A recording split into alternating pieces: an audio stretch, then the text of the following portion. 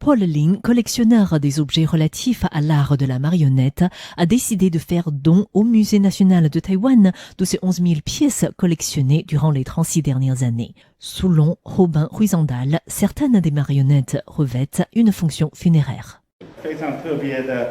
Derrière, il y a des fils pour faire bouger la marionnette.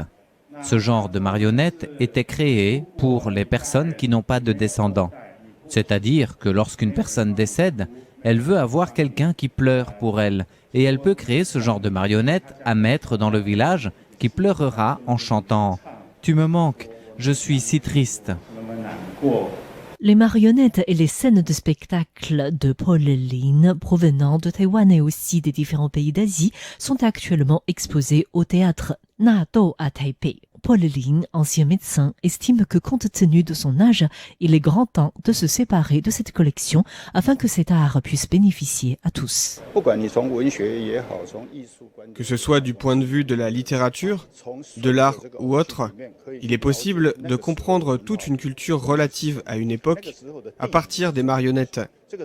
Ces créations peuvent être inspirantes pour les artistes, les écrivains, les dramaturges ou encore les compositeurs. Ça, c'est certain.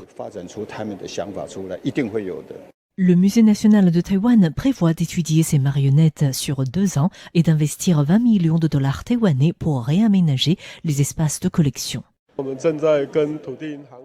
Nous sommes en discussion avec la Land Bank. En face de notre musée se trouvent des anciens bureaux Mitsui.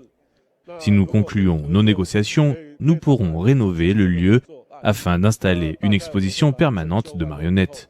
C'est notre orientation de travail. La collection de Paul Lin, dont la valeur dépasse les 100 millions de dollars taïwanais, comprend des pièces de Taïwan, de la Chine, du Myanmar, du Vietnam, du Cambodge et d'Indonésie. En offrant à l'État sa collection à l'âge de 76 ans, Paul Lin souhaite que le patrimoine de l'art de la marionnette puisse être préservé de génération en génération.